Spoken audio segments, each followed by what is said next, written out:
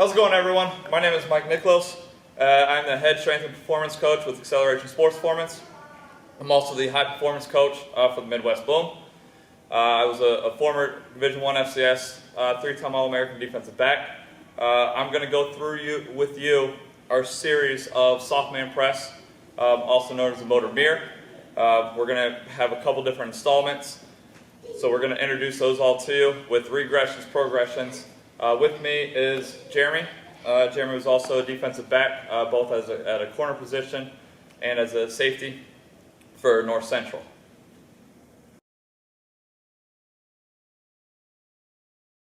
Our first installment with the motor mirror, or also known as soft man, is our stance. So a couple things that we're looking for with our stance. So we've always got to go with the assumption that we have to be prepared to move multi-directional. That means forward, backward, side, lateral, anything. So we've got to put ourselves in a position that we're preloaded to make sure that we can go and be strong in all those multi-variable directions. Okay, so the first thing we're going to do is he's going to feel out a very good, strong position. Right? There's a couple things that we want to look for. We want to make sure those feet are under the hip.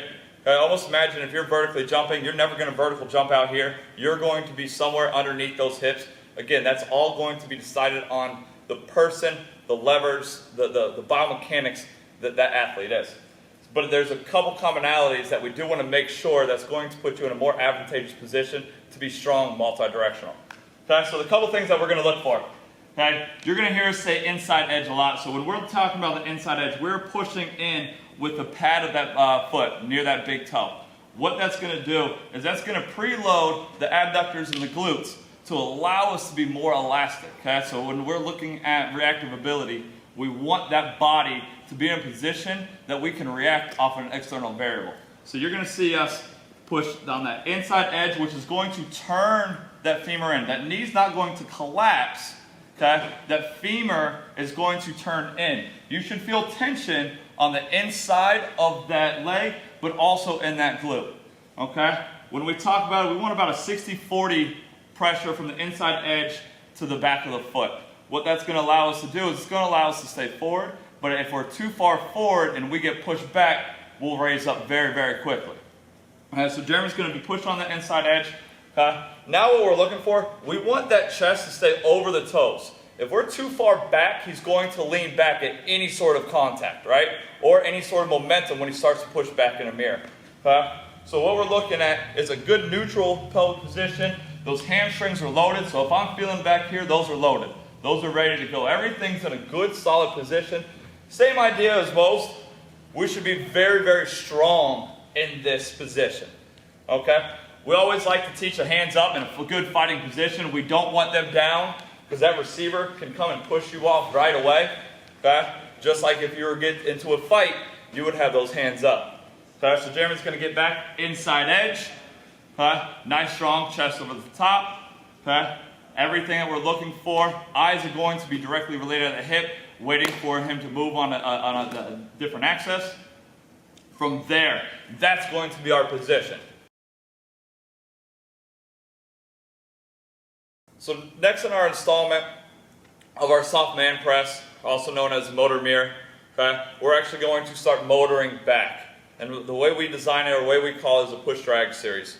So as the receiver starts to push on Jeremy, he's got to be able to stay on top of the route. Okay, there is a big difference between whether we're staying on top of the route in a soft man press or underneath the route in a hard man bump and run press. So we've got to understand the difference whether or not we're going to play on top of the guy or we're going to play underneath, depending on where our help, where everything's going, down in distance. So there's a lot of different variables that we got to look at depending on the style of play that we want. But again, we're going to teach that soft man or that push drag series right now. So Jeremy's going to get back in the stance that we talked about. And his first initial step, if we're going to push that way and we're going to go straight back, he's going to extend the knee here, okay, and catch here. So all he's going to do is he's going to push and drag this toe. What we're looking at is when he lands back on this foot, it's strong. It's ready to do something. Okay, a lot of times we're not in a good position as a DB, and what we want to do is we want to be intentful on every move that actually gets us in a position to do something else. think of this as a series of events that has to go perfectly for the next event to happen.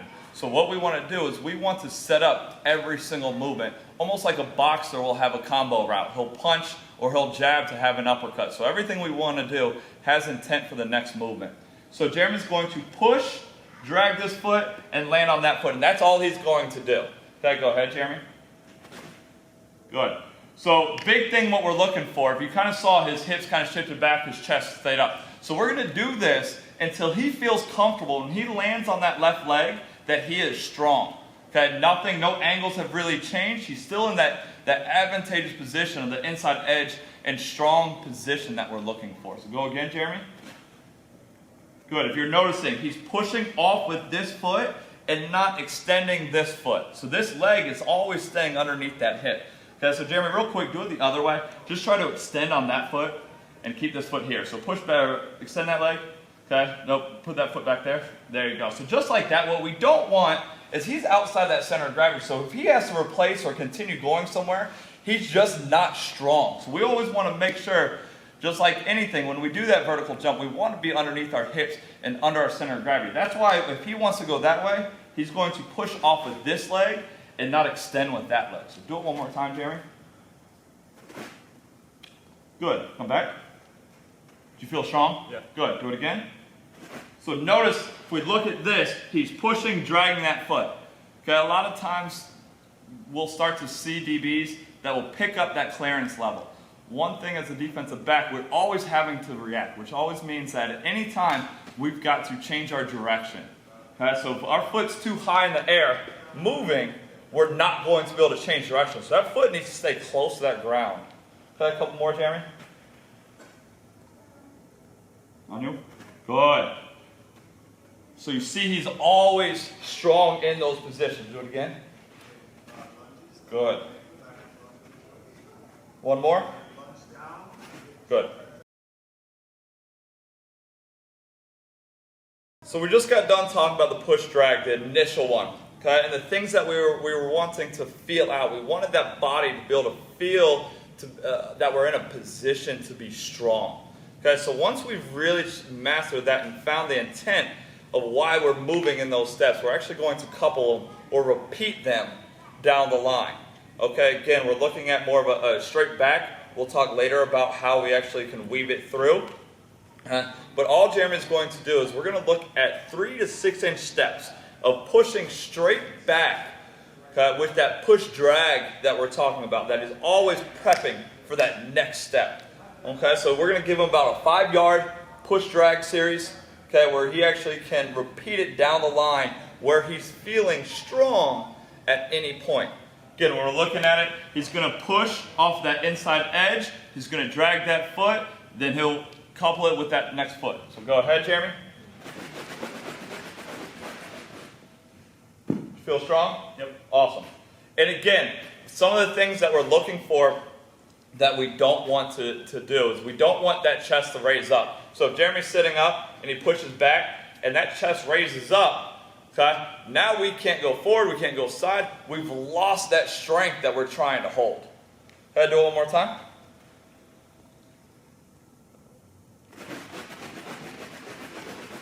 Awesome.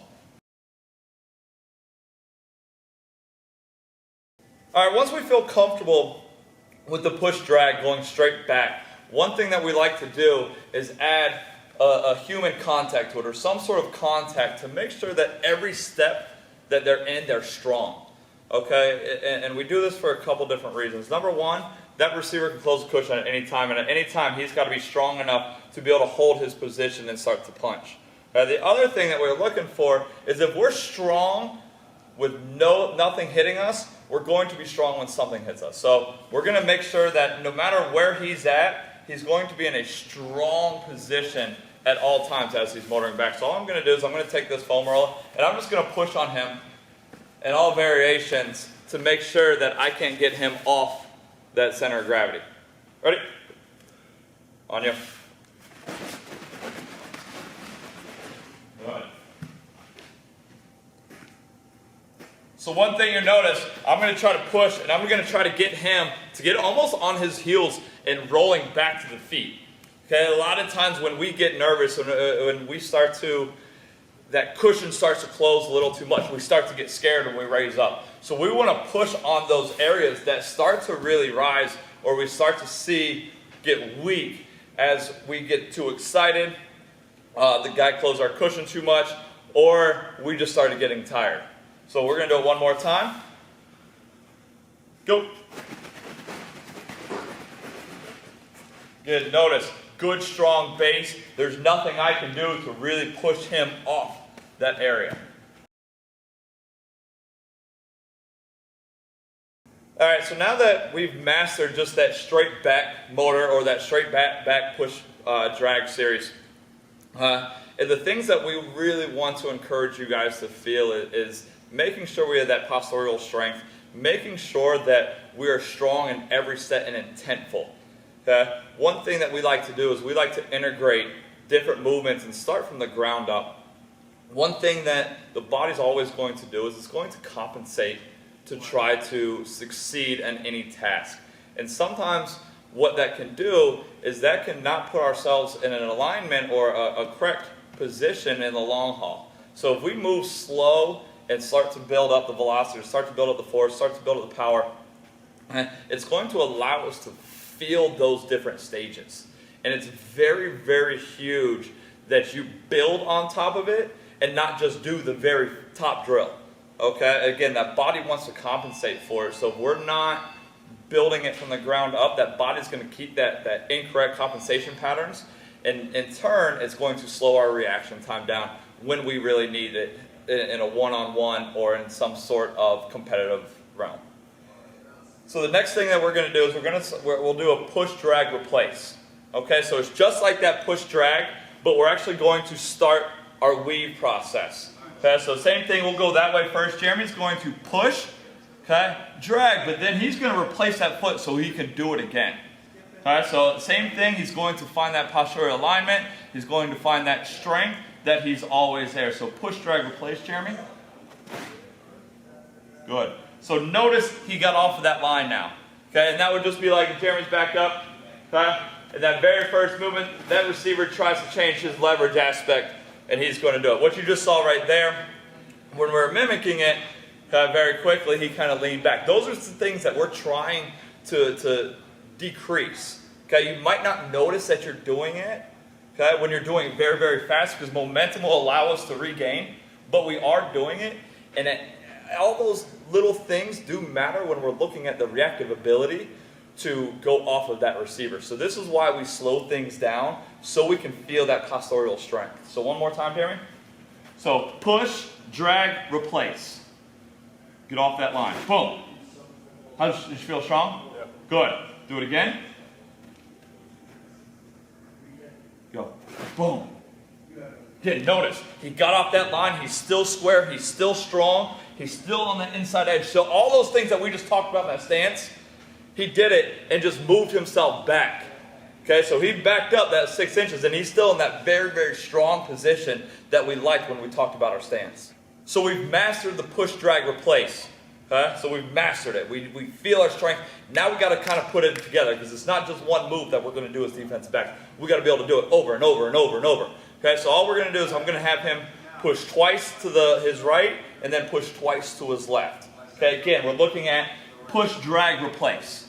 Okay, and at every step he's strong. He gets stronger and stronger with each movement. Ready?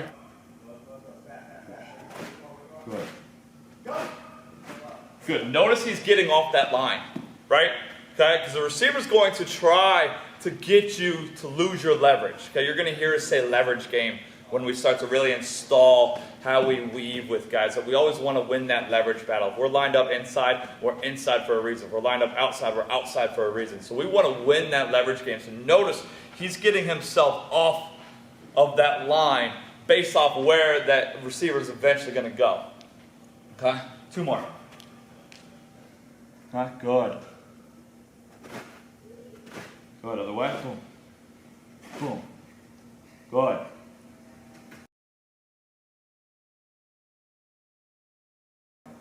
So now that Jeremy found his positions in a very, very slow manner, a very low impact manner, we're going to start to add some velocity to it. So now what we're actually going to look at is what you guys may see as your general weave drill. But notice what we've done. We've put about 5 to 6 drills prior to that to allow us to be successful at this drill and minimize the compensations that the body could have within that drill. So now all he's going to do is it should look super seamless, super synchronized as he pushes, replaces, and starts to weave himself back. On you, Jeremy.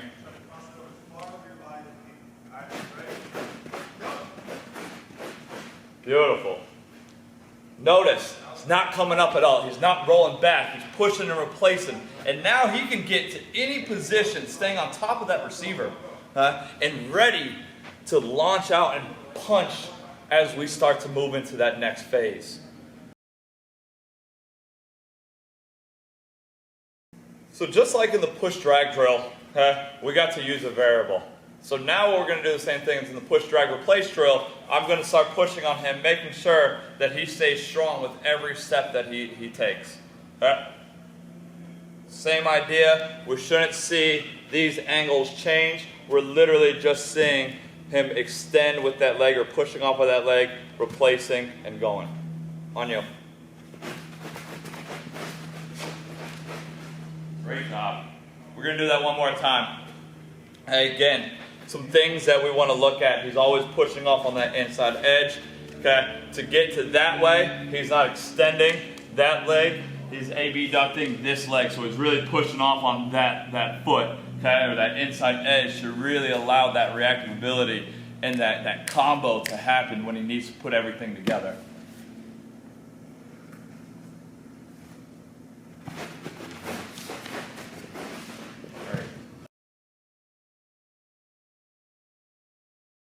All right, so now you guys should feel comfortable enough that we've mastered those 7 drills that we just did, okay? So when we're looking at it, right, we want to make sure that our intent of every step is there. We want to make sure that our postural alignment is there. We want to make sure that our strength through steps is always there, that at any time we can move on to the next movement.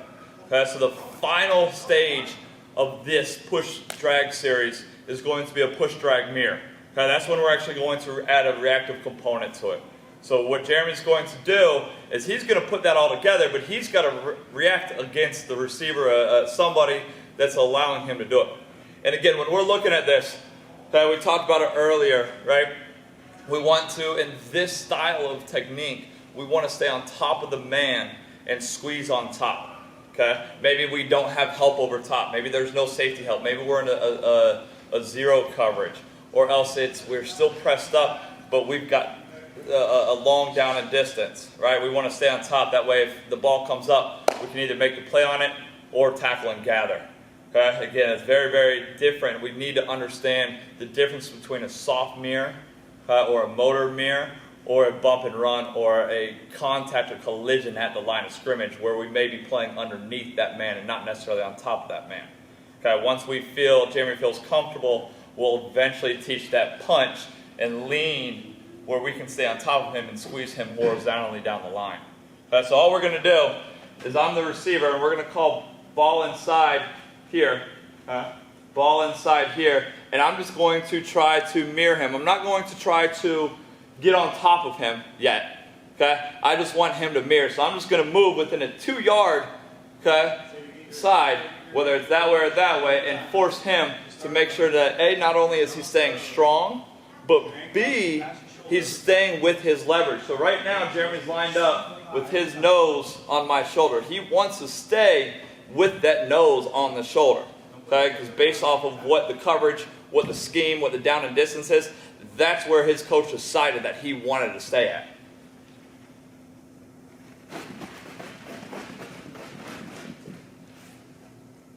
Great, if you noticed, right, as I pushed him, he still stayed with that chest in front. Because what happens a lot of times when we start to get that anxiety of us getting pushed forward, we want to roll back. Okay? Now every time Jeremy's in that position, if we end up throwing and he's going to end up punching, he's still nice and strong in that position. Okay? So keeping that chest forward and letting literally only the bottom half of you move is going to keep him prepared for that next punch phase. One more time. Ball inside.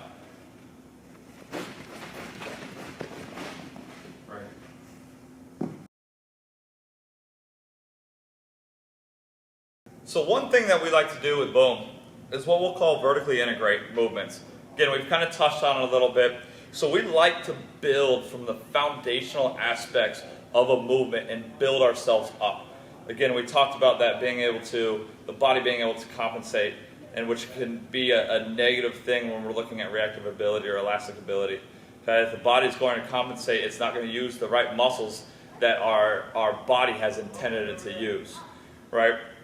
So we'll always build on the drills, and we'll redo them with different variables, different aspects, things that we can either A, challenge, B, help, and you're going to see both of those in these next drills when we add a med ball to it, but it's going to allow us to gain a different aspect or gain a different postural strength that is going to apply directly to the field of play. Okay, so with that push drag series, one thing that I love to do, and sometimes we can bring this in during if we're having trouble gaining our postural strength, but I also like it to after we get done, especially when we bring in the punch series of how to punch, we can really use some med balls to actually learn our position to punch and still be strong with it. So, got this up at Dick's Sporting Goods, okay? It's $50, you can get a 8-pound, you can get a 10-pound, this is a 10-pound. Preferably I'd like anywhere from 6 to 8, but I like the bigger med balls just because it allows us to be in a little bit better grip when we're doing something. So we'll go very quickly through all the stages again, or all the drills that we did and how we can keep that med ball. But the big thing is if you are having trouble rolling back, okay, and you're pushing yourself back and you're almost feeling like that you're coming back, or you'll see it a lot of times if we're playing off man, a guy is backpedaling, guy runs an out, instead of being able to drive straight back downhill on the out, you'll see that almost false step and rounding. This is going to help fix that issue, okay? Because what it's going to do is it's going to allow us to stay a little bit more counterbalanced, okay? Which is going to keep that chest in front. And it's almost going to slingshot with you when we decide to come up or when we decide to do something. You'll feel a lot stronger in it. Again, you can use this to overcome a weakness, but it's also a different variation once we've mastered the basics. So Jeremy's going to start that just a straight push drag, but again, notice he's going to stay right in front, so he'll do a push drag real quick. Good. Okay, one more time. Good. Notice again, he's pushing straight back. Okay, that's as if a receiver's trying to close his cushion very quickly and he's not going laterally. Okay. Next one, he's just going to couple it or repeat it all the way down. Okay. And again, notice how this med ball's keeping him in front and keeping him in that alignment. If he starts to feel back because of how that weight is, he's going to have the availability to feel it a lot more.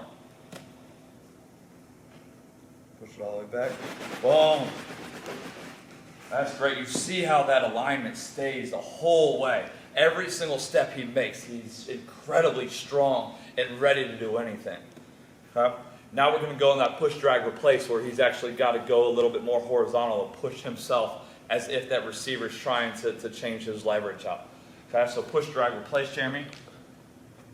Good. Again. Good. The other way. Good. Again. Good. Back up.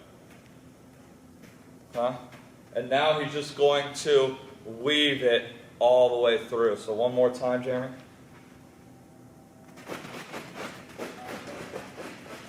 Beautiful.